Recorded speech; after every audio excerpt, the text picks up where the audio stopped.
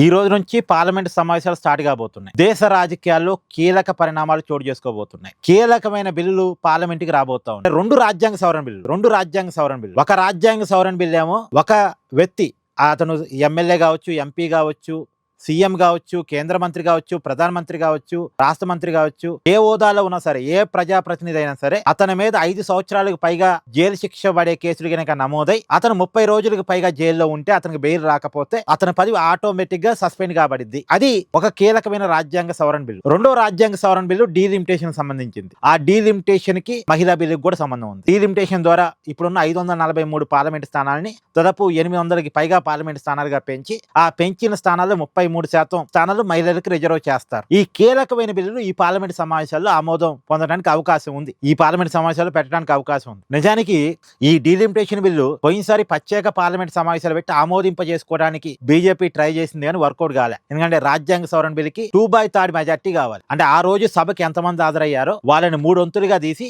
దాంట్లో 2 వంతులు సపోర్ట్ కావాలి. ఆ రోజు ఇండీ కూటమి బలంగా ఉండటం వల్ల ఆ బిల్లుని ఇండీ కూటమి అడ్డుకోగలిగింది. బీజేపీ ఏం చేయలేకపోయింది. నిజానికి ఈ బిల్లులన్నీ, ఈ రాజ్యాంగ సవరణ బిల్లులు ఆమోదం చేసుకోవాలంటే 543 సభ్యుల సంఖ్య ప్రకారం అయితే 362 మంది సభ్యుల బలం కావాలి. మరి 362 మంది సభ్యుల బలం అంటే నిజానికి ఎన్డీఏ కూటమి దగ్గర ఉన్నది 293 మంది. సరే, ఎన్డీఏ కూటమికి ఇండైరెక్ట్ గా సపోర్ట్ చేసే పార్టీలు ఉన్నాయి. ఎన్డీఏ కూటమిలో లేకపోయినా సపోర్ట్ చేసే పార్టీలు ఉన్నాయి. ఇప్పుడు ఎగ్జాంపుల్ జగన్ పార్టీ ఉంది, వైఎస్ఆర్ కాంగ్రెస్ పార్టీ. ఆ పార్టీకి 9 ఎంపీలు ఉన్నారు. ఆ 9 బీజేపీకి అనుకూలంగానే ఓటేస్తారు. ఇలా ఉన్నారు కొంతమంది. సో ఈ బలం కలిపిన 300 అంత అటు ఇటుగా అవుతుంది. కానీ కావాల్సింది 362, అంటే ఇంకా 62 మంది కోసం వేట కొనసాగుతూ వస్తుంది. తృణమూల్ కాంగ్రెస్ పార్టీ నుంచి 20 మందిని లాగేసుకున్నారు.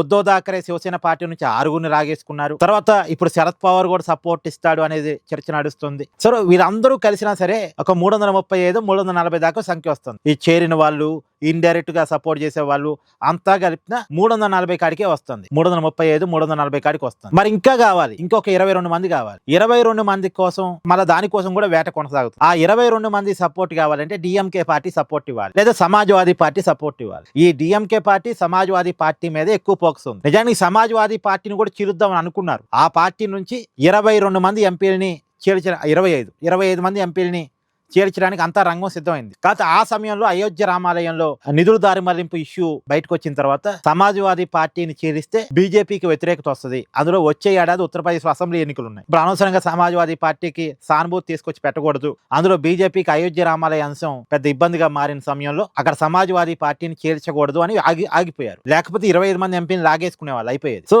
ఇప్పుడు సమాజ్వాదీ పార్టీని చేర్చే అవకాశం లేదు. మరి ఏం చేయాలి? మేనేజ్ చేయాలి. సమాజ్వాదీ మేనేజ్ కాదు. ఎందుకంటే మేనేజ్ అయితే బీజేపీతో సమాజ్వాదీ పార్టీ రాజీ పడింది అనేది కనుక అక్కడ ఉత్తరప్రదేశ్ రాష్ట్రంలో వెళ్తే యాంటీ బీజేపీ వ్యతిరేక ఓట్ బ్యాంక్ సమాజ్వాదీ పార్టీని వదిలేస్తారు. సో వాళ్ళు రాజీ పడరు. అందుకని డిఎంకే మేనేజ్ చేస్తున్నారు. డిఎంకే దాదాపు మేనేజ్ అయిపోయింది అంటున్నారు. మరి వాళ్ళు ఇండైరెక్ట్ గా, అంటే వాళ్ళేమి బీజేపీకి అనుకూలంగా ఓటేరు కానీ ఆ సమయంలో వాకౌట్ చేసి బయటకు వెళ్ళిపోతారు. వాకౌట్ చేసి బయటకు వెళ్ళిపోయినప్పుడు ఉన్న సభ్యుల్లో 2/3 మెజార్టీ వస్తే సరిపోయింది. 2/3 మెజార్టీ సరిపోయింది. అప్పుడు వాళ్ళు ఒక 22 మంది వాకౌట్ చేసి బయటకు వెళ్ళిపోయారు అనుకోండి. అప్పుడు ఎంతమంది?